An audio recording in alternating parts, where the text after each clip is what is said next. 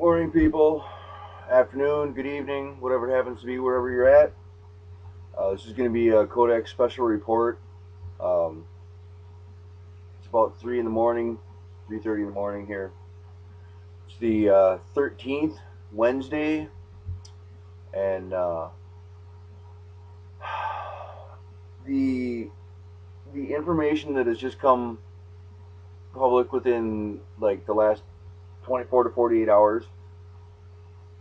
Uh, they are now talking about they are registering strontium and other of the rare earth radioactive elements, and uh, this is so far beyond asinine that I don't even really have words to describe it. They're calling it a intermittent criticality incident or criticality event, and what that means is that the the radioactive pile inside the reactors is having a critical reaction to where it's not doing the same thing that a bomb does necessarily, but it is doing what radioactive particles do when they come into close contact with other radioactive particles. As they start to interact, and some of them will split and break up, and that's what's happening. And that's why they're now registering, the xenon 133, 133M. That's why we've now seen uranium in Riverside, California, as of yesterday. Um, I just went back and watched the videos of the explosions. At a very minimum, the explosions of 1 and 3, I'm guessing, are probably some type of a criticality incident. Um, the problem is that they're fucking lying to us. They lie and they lie and they lie, and every time they get caught, they just say, "Oh well, we didn't want to scare people," or "We don't believe these numbers are right." Just tell us, oh my God, they're measuring radiation 4 times what Chernobyl radiation exposure was outside of the exclusion zone. They're talking about they need an exclusion zone between 60 and 100 kilometers away. Um, I forgot to check on my map before I did the video, but I'm not even sure how far Tokyo is away from Fukushima. And if you want to see what's going to happen, go and look at the videos of Chernobyl. Go and look at the videos of Pripyat. I linked a couple more onto my site. Um, so you go and check them out, because this is possibly our future. This is possibly the future of a vast section of Japan, and possibly parts of other countries. It's it is so bad that I don't think 99.9% of the people even have any concept of how bad this could be. And and as for the people that are thinking that the government wouldn't lie to us, and the government would tell us if there was a problem, you guys are asses. You're asinine. You're fools, and you need to just wake up and look around you and see what's happening, because the government has been lying to us for 100 years, and that's what governments do. It's that's what they do. They lie in order to collect power. It's just the way it is. Deal with it. And the problem is that knowledge to them equates with power. So if they control the knowledge, they control the power. That's why they lie to us. It's time for us to say no. No. Hell no. Fuck no. God damn it. No. We're not going to stand by and let you lie to us anymore. Stop lying to us. Stop killing us. Because that's what you're doing. By lying, you are killing us. You are murderers. President Obama, you worthless piece of shit, you are a murdering asshole. You do not deserve your Peace Prize. You do not deserve to sit in that office one day longer. And as for you missing your anonymity, I got a great way to solve that problem for you. Fucking resign. You don't do your goddamn job anyway. Quit, motherfucker.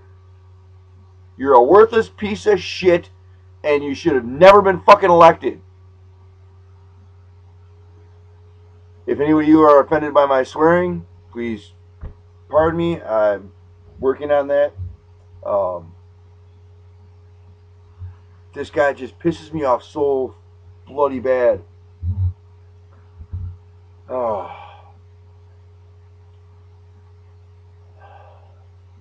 GE, General Electric. They need to be indicted for murder because General Electric and TEPCO are the ones who are at fault here. The Japanese government, yes, is partially at fault. The United States government is partially at fault for not informing us of what's going on. The real guilty parties are TEPCO and GE. Screw them. You people in Japan need to think about this. You may have to abandon everything north of Osaka. I mean, think about that. You may have to abandon the entire island of Japan.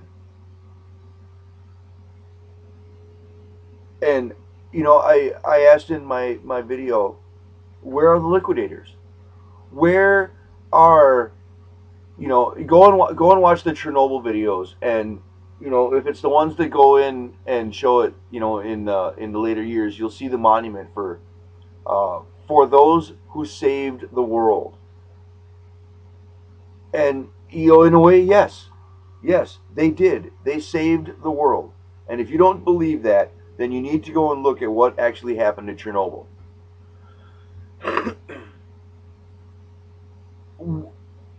We need a group of people that are willing to do that.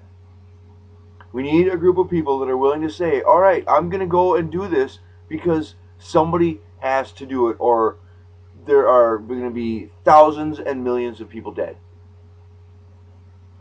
That's what it comes down to.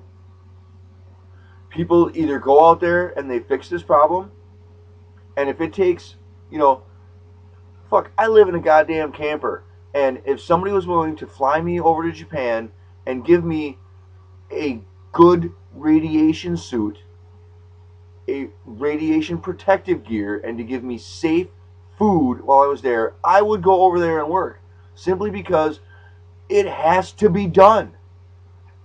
It has to be done. It must be done.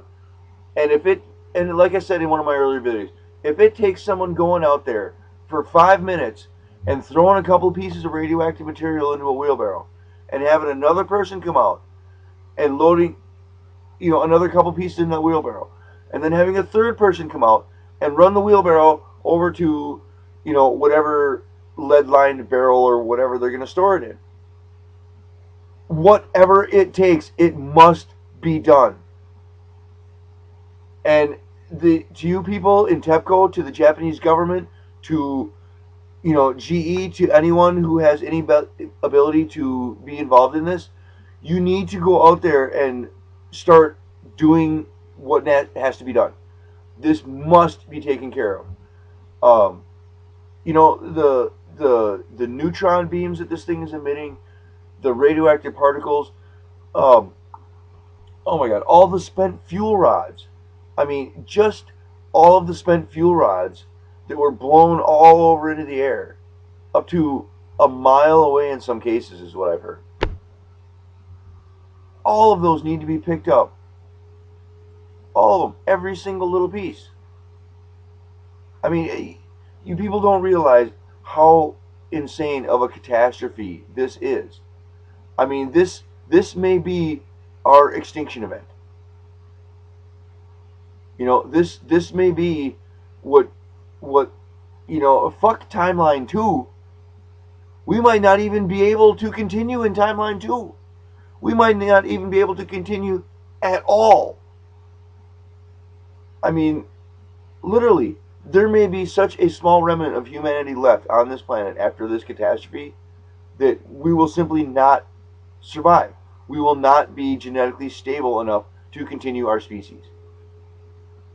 And I just saw an article today where they're talking about the decontamination in the Middle East is so bad that it has, in 10 years, in Jerusalem, in Israel, it has reduced the fertility of the population so that 40% of males are infertile.